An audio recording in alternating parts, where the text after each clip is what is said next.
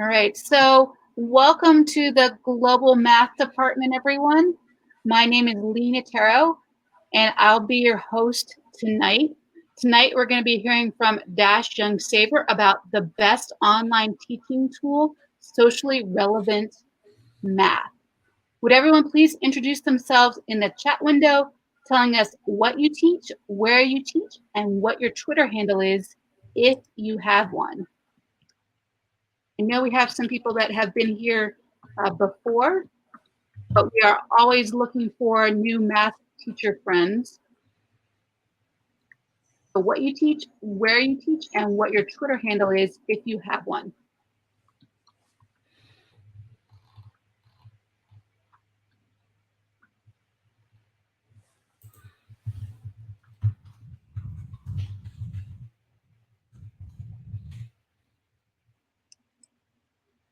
So before I introduce our speaker, let me explain how these meetings work.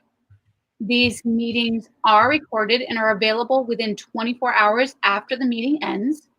To view the recording, you can use the same URL you used to get here tonight. The global math community prides itself on being friendly and supportive. The chat room is available for topical and general conversation throughout the meeting. I'll catch your questions for the presenter, so don't worry that the presenter won't notice your question in the chatter. Tonight, our speaker is Dashiell Saver. Several years ago, Dash realized his AP statistics class was irrelevant, so he asked his kids what they wanted to learn about. Soon, he and his students started exploring data sets related to policing and race, food deserts, the Spurs' chance of winning the NBA title, immigration, and much more. That year, more students at the school passed the AP Stats exam than in the previous 16 years combined. This summer, Dash put these relevant lessons online by launching the Skew the Script website. In teaching, Dash plays the banjo. He's bad at it, but no one can tell because it's the banjo. So I will now turn this evening's presentation over to Dash. All right. Hello, everyone. Thank you so much for joining us. I really appreciate you being here. So again, my name is Dashiell Saver. I'm an AP Stats teacher. I teach in KIPP, Texas public schools. I'm really excited to be here today. So the first thing is, I would like you to put into chat, what is the best tool you've heard about for online teaching and specifically teaching math? So what's the best tool you've heard about for online teaching with math? I'll wait for those to come into the chat and then we'll discuss.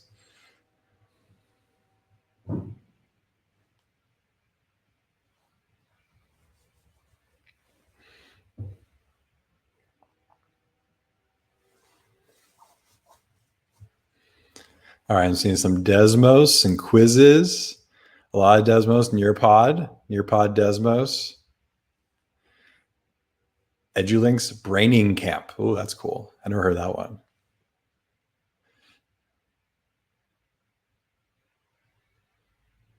Padlet, okay. Wait for a couple more. Google Slides, Jamboard, okay. So a lot of great answers there, but none of them are the real answer to this question, at least in my view. The answer to this question is relevance. For me, the best tool for teaching online is making lessons relevant. And here's what I mean by that. No matter how much you plan when teaching online, tech problems are going to come up. And so here's the key. If the content of the lesson is irrelevant and boring, those tech problems are going to become an excuse for students to disengage and not really be involved. But if the content is relevant and engaging, if they're really into the lesson, if they're just biting at the chops to dive into the content, then tech problems become temporary challenges to surpass and to go forward with as you get into the lesson. So making the lesson compelling and engaging and relevant is, I think, the key. So what I'm going to do is give you a bit of an example of this. I'm going to take you through my day one lesson in AP Stats. And you'll see the lesson goes from an example of something that's personally relevant to me to something that's going to be a little bit more relevant to students, and then a lot of examples that are going to be relevant to students that I teach. So I'm going to first introduce myself by talking about the personal example, and then I'm going to introduce the course by talking about what relevant examples might be in this class for students. Also, just for context, I teach in KIPP, Texas Public Schools in San Antonio, Texas, and I mostly teach low-income students of color. All right. So I'm going to get into teacher mode for a second. Okay. I like to introduce you to Esther.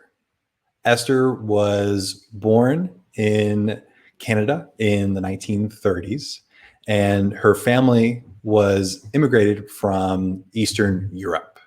And Esther was Jewish, and this fact is important because most of her family, including her various aunts and uncles and many, many cousins, were taken to the Buchenwald concentration camp. I believe out of her 7 aunts and uncles, all perished there, and only one cousin survived. And she and her parents were lucky enough to have escaped and make it to the United States. Now, Esther was able to make a life for herself in the United States and go to college at one of the local colleges in New York where she lived, and she eventually became an educator. Now, I know this is all about Esther because Esther is my grandmother. And because of her hard work and the opportunities that her education provided her, she was able to build a great life for my father and then for me. And she's been a matriarch in our family for a long time. Now, with that in mind, I want to introduce you to someone who's a personal hero of mine. This is Abraham Wald. And Abraham Wald was a statistician, and he was one of the leaders in the Allied Forces Statistical Research Group. This is a group of mathematicians and statisticians who helped lead the Allied war effort in terms of not fighting, but actually analyzing troop supply and logistical data for the Allied forces to help with the war effort. And well, one reason that Abraham Wald is a hero of mine is a bit of a personal connection. He was also Jewish, and he was born in Hungary. He eventually was able to immigrate, and he was able to escape a lot of the persecution of Jews in his part of his home country. And unfortunately, his family was also not so lucky. They were taken to Auschwitz, and most of them perished. And so you have to imagine for this man, the amount of motivation he had going into his work every day, working for the Allied forces. You have to think about, he thinks and knows his family is maybe somewhere over in Europe, and he doesn't exactly know their whereabouts. He doesn't know their condition. He doesn't even know if they're alive. And he knows that with every single problem he does, with every single thing he can do for the Allied forces in terms of math and statistical work, it will bring them one day closer potentially to saving his family, or at least to find out what happened to them. So with that motivation in mind, try and put yourself in Abraham Wald's shoes as a certain problem comes across your desk and think about, how would you solve it? So here's one of those problems that he tackled back during the war. This is called the bullet hole problem. So the British were having a problem with their bombers. They would send them in bombing runs over Germany.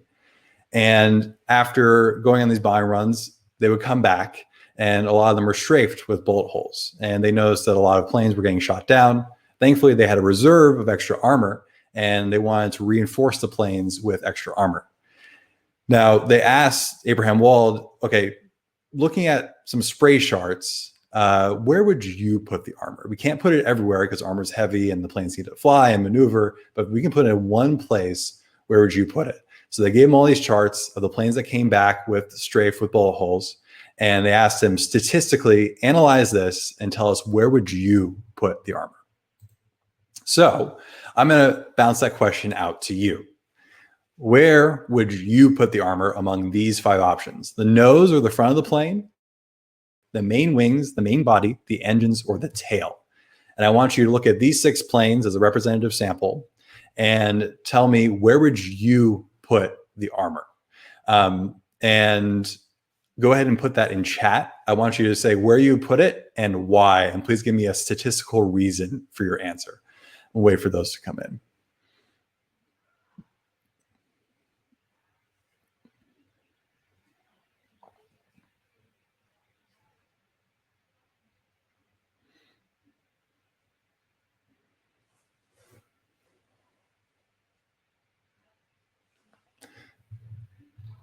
So again, statistically, where would you put the extra armor?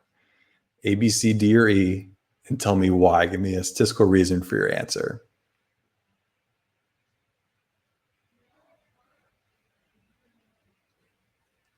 So Dash, there's a question it says where were planes hit that crashed? That was a question that Diane asked. It's a very good question, and one that I will answer later.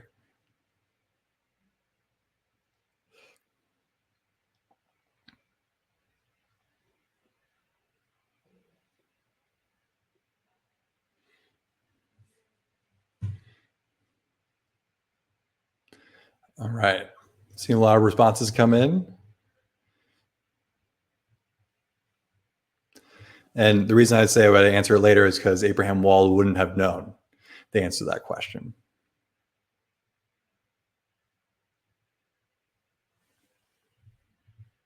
At least the exact answer. All right. So I'm seeing mostly main body, and various reasons for that. People are saying the majority of planes are being hit in the main body, and some people are counting up like this many out of this many hits were in the main body. Some people are saying the tail has most hits. Some people are giving more physics-based aeronautical answers. It needs to be in the engines because you need those. You probably need the wings too or other things, but some people are giving those kinds of explanations. I want to return to one at the very beginning for a very rare response that I'm not seeing as often. Francis said the nose. The planes that were hit there did not come back. Again, the nose. The planes that were hit there did not come back. So let's think about that for a second. Wald also would have had the same answer. And you might be thinking, what, the nose? I mean, there's no hits there. How could that be the statistical reason? What's the statistical reasoning behind that? So what Wald's great insight is that this is a sample, representative sample among the planes that came back, the ones that they could actually chart out where they were hit. So these dots represent bullet holes in places where the planes can take hits but still make it back. We don't see the planes that were hit in certain places and were shot down. And those planes might look something like this. It's a bit of a Rudolph red-nosed reindeer image, but this was his great insight, is that the planes not included within the sample, the ones that went down, may have been hit in places that we wouldn't see in the sample that we actually obtained.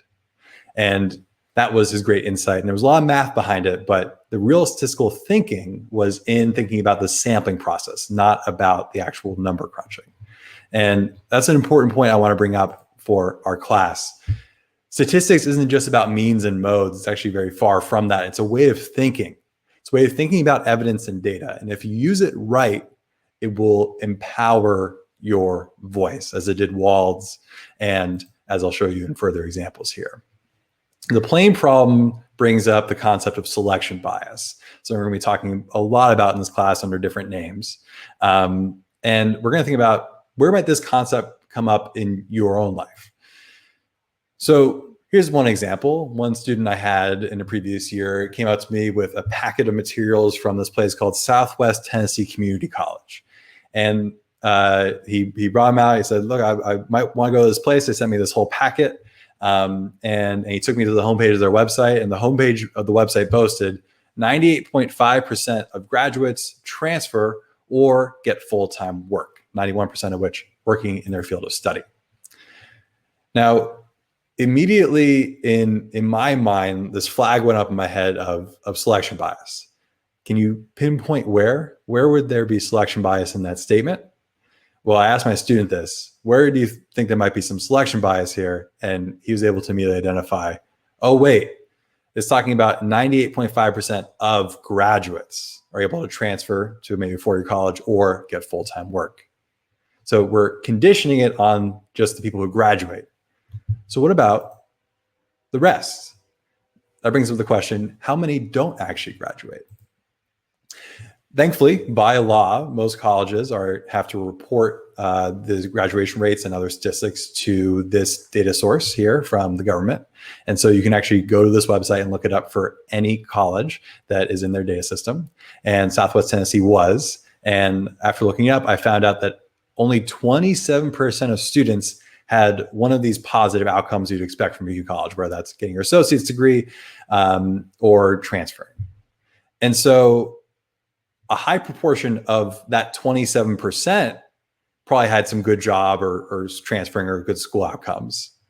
But what about the other 73% not captured here? Among them, how many have the jobs they're looking for in their field of study? How many have jobs? We don't really know. So this is what I like to call BS. And you all know what BS is. Of course, it's bad statistics. And what this class is going to train you to do, in addition to empowering your own voice, is to think about statements made in the world very clearly with data and really interrogate them to see what might be going on underneath the surface. Statistics gives you the power to have these great insights and to empower your own lives. For example, I had two students, Julius and Hugo, who made a report on the superintendent of our district's use of misleading data.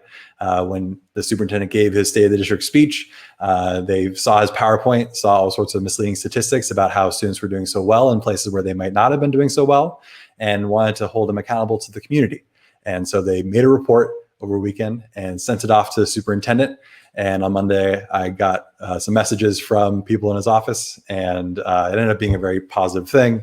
But they felt empowered by this because they were able to take the learning from this class and think about how are people maybe misleading with their statistics in our community. And one really amazing thing about it is that after some conversations with the district actually gave them data science internships over the summer. And Harvard even wrote up a little piece about them working there as data science fellows. So it was really an amazing experience. I also had students that find their own data sets. For example, I had a student named Linda Saucedo who was very interested in food in her community. She had been to a grocery store on the other side of town in a higher income area and saw that there were all sorts of organic food items offered, but in her own local grocery store, which was of the same chain, there were very few organic items offered. So she went on the website of this chain and looked at all the stores in San Antonio. And for each store, found the income in that zip code, as well as the number of organic food items they offered, and made a little regression and look at the relationship. And she's able to present this to the broader community. And she felt empowered by this project to be able to talk about this in a more systemic light. And this year in this class, I promise you this, we're going to talk about topics that you may be very interested in, that you may have very strong feelings about, that may affect your life in big ways. And we're going to talk about them using data in a way that will get you to think through them at a very deep and rigorous level, and in a way that will make you feel empowered. Here are the topics we're going to talk about: race and police use of force, food access in different neighborhoods, immigration, are college admissions statistically fair, income segregation in our own city, how Trump won in 2016 despite what polls said, medical research, valuing the Spurs' chance of winning the NBA Finals. Hasn't happened in a while, but maybe. And much, much more. And beyond that, I have two more promises for you. This class, AP Stats here at our high school, is going to be the hardest class you'll take in high school. I know that for a fact based on what previous students have said. I also promise you this: it's going to be the most relevant, engaging, and empowering class that you're going to take in high school. You're going to feel your voice lifted, and you're going to feel your mind be made sharp, and you're going to be able to leverage your current strengths to a great audience. So will you join us this semester? So that's my day one lesson. And I have taken my materials that I present in my classes, and I put it on a website called Skew the Script. If you want to check it out, it's mostly AP Stat stuff. We're expanding to other materials at the moment, but it's all about taking the math concepts and statistical concepts we learn and putting it into a form that teachers can use pretty immediately to talk about real issues. So feel free to check that out. And that's my main presentation. But I wanted to give some time for questions if you have any questions about making material relevant or implementing these kinds of lessons or anything else that you might have on your mind. So there wasn't a lot of questions in the chat, although we do have a person in the chat. Tanya says that she used your stuff in the college algebra class that was taught last semester. So we have somebody on here that's used the material and says that works really well. My question for you is where do you find data that the students can use? Like, like if I decided to try to find, let's say, data on policing in Chicago, I might be able to find it, but it might be really hard to wade through it. I know when I've looked for real world data, I sometimes get bogged down in it. So where do you find your data sets? Yeah, it's. I wish I had a straightforward answer to that, but I don't. It's a bit unfortunate. So I kind of choose topics in a systematic way. I'll poll students, hey, what do you want to learn about? And I'll sift through what they say and find the most popular topics and the ones that I think are going to be the most impactful to talk about in terms of developing thoughts about the social world around them. And then so one of two things will happen. Either I'll go out and find the data set, or sometimes in pretty rare occasions, students will come in with their own data. And when I go out and find data, I really look for data sets where I know the source is very legitimate. This could be government agencies or other kinds of entities that are going to have some backing behind them. And I look for data that you can really make good inferences from or have good insights from using the standards of the course. Because there might be some data sets where there's tons of confounding factors that you can try and control through some sort of regression technique or some quasi-experimental method. And we don't have those tools necessarily in AP Stats.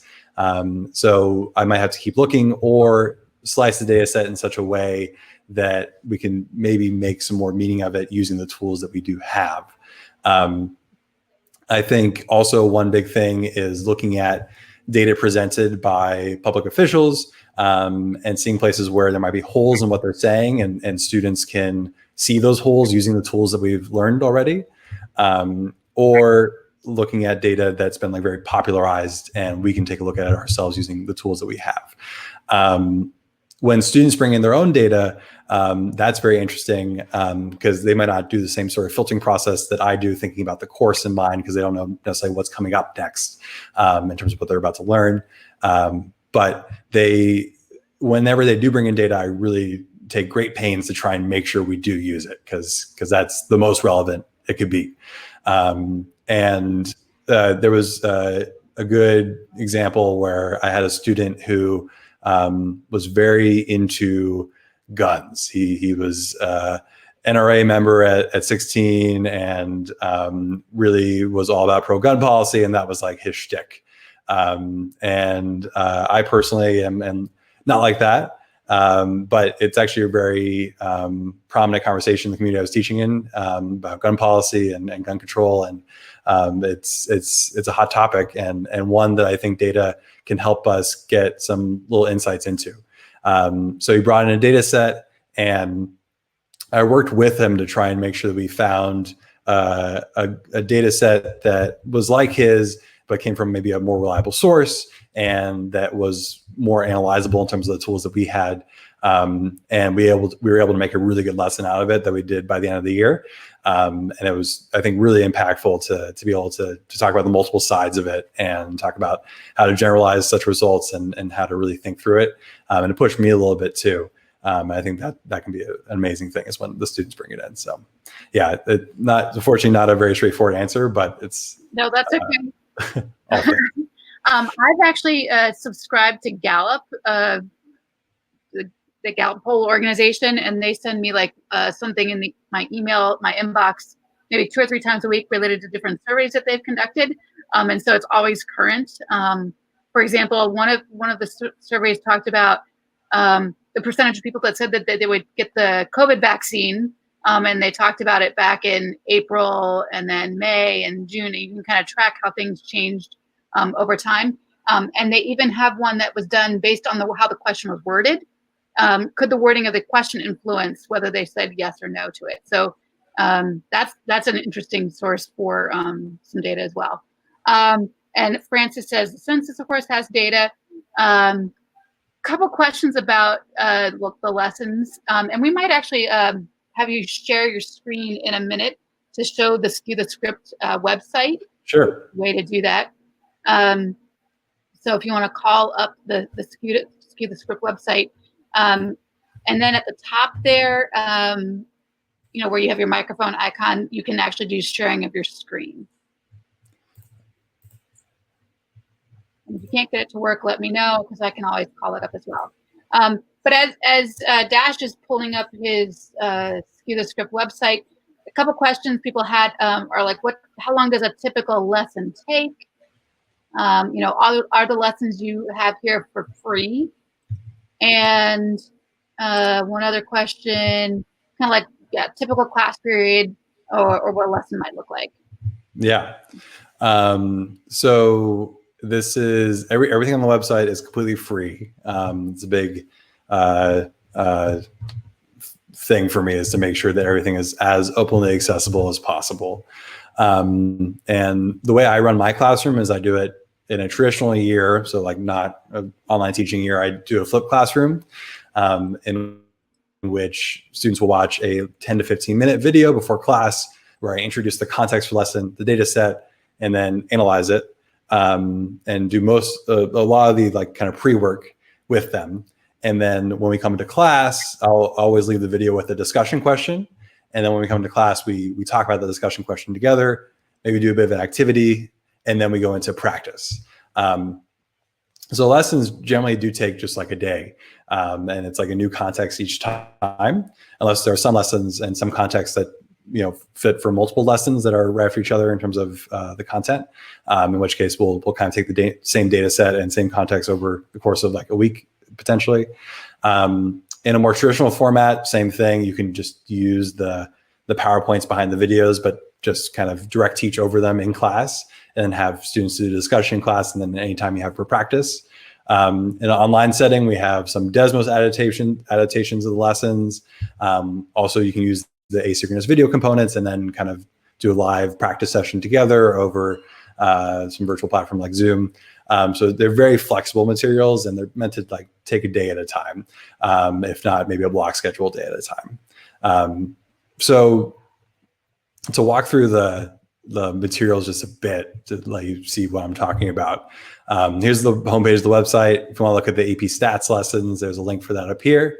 And we have lessons that cover almost all the units of AP Stats now. I'm still working on the last one.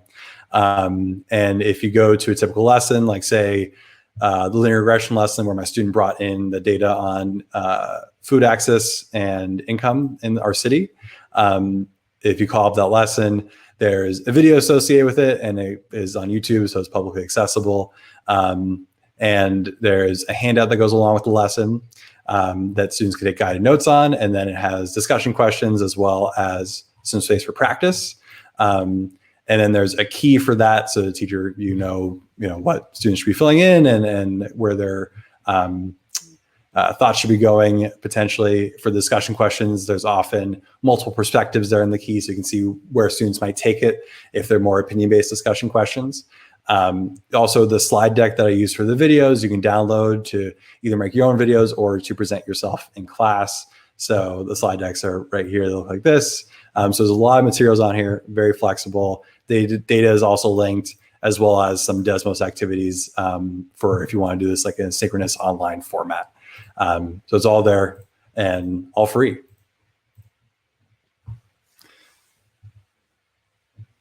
All right. I don't know if there's any other questions right now. I know that I have Dash's Skew the Script Desmos lessons in a collection. So I'm going to log into my Desmos account, and I'm going to post the collection in the chat. So if any of you are interested in he's going to share it faster than I am. He's going to, look at that. Yeah. So if you want the full collection, it's right here. Yep. If you're thinking about using the full collection, let me actually let's put the link into the chat there. If you want to use the full collection here or stuff from it, I would really recommend also going back to the original lesson pages behind them, just to get a full sense of the context behind the lesson, like the handouts, the videos, etc. So you can get some extra tips as to like framing things, which can be very important with these kinds of lessons. And also, with Desmos, it's very good for synchronous work. You can also like show the video asynchronously and then do some synchronous work with them using those Desmos lessons. But they also can be independent lessons in and of themselves. So yeah. And also, once Dash finishes the last lesson or two, if there's some more Desmos related things to that, he'll add that to that collection. So if you copied his collection there, when he edits that collection, it'll be updated for you as well. So that's one reason why you might want to copy that link for yourself. Yeah, and I should also mention that I am actually a bit of a Desmos novice, and we have all sorts of great partners who are working to Desmosify the site. There's Julie Anchor, Joel Bazaire, Abrella White, and Stevie Bowden. These are all AP Stats teachers who have just volunteered their time to make some amazing Desmos lessons for adapting this stuff to online learning. And I'm very thankful for their help. Any other questions for Dash? I think there might be one other question here. No, that was answered. I do not see any other questions here. But if you have any questions in the future for Dash, how can they reach you? You can reach me via email, probably be best. I can type my email into chat right now. And I also would say, the stuff is AP Stats lessons. But if you want to adapt it for another course, I think a lot of the stuff is adaptable. The linear regression unit is y equals mx plus b essentially, so you can use it in an algebra 1 kind of context. I've seen people use it for college algebra, for a bit with working with functions in various contexts, and also just at lower levels like working with proportions. They can be very flexible, and sometimes I've seen teachers take the context and run with them in their own context. So feel free to just take and steal and maybe throw us some citation back, but it's all out there. All right. Before I wrap up for this evening, I just wanted to let people know where you can find signing up for the Global Math Department newsletters. So if you go to, it looks like I was trying to share the screen and it's not loading. Let me try one more time here. So if you go to globalmathdepartment.org, it doesn't want to share. If you go to Global Math, or maybe it is sharing. Is it sharing now? No, it's being slow. I can try and share. Would that help? It goes to if you go to globalmathdepartment.org, scroll down a bit. We can see it now. Okay, now you can see it. If you scroll down a bit, you can see the link here to just subscribe to the newsletter. So globalmathdepartment.org, click on subscribe to newsletter, and there's a form there that you can fill out. You can also follow us on Twitter. We do post these presentations within Big Marker, which is the web hosting platform that we use. But we also put the videos of the sessions up on our YouTube channel, which is, I think it's just Global Math Department is the YouTube channel name. And we also have a podcast for the Global Math Department. So great way to listen to the information if you actually will be in your car commuting someday. That's one way you can access the presentation. Although, of course, you don't have access to the links or seeing the slides in the podcast. So let me stop my screen sharing now. right. So we are going to wrap up. I'd like to thank Dash. Thank you very much for sharing with us. And I thank everyone for attending tonight. Just so you know, our next presentation is on January 19th, Building Fact Fluency Through Virtual Storytelling by Graham Fletcher. It's a K-5 session. And then last but not least, we are looking for Global Math Department webinar attendees to share how the Global Math Department has impacted their work in their classrooms. The webinar is going to be on the last Tuesday of June. Let me just skip ahead here to this final slide.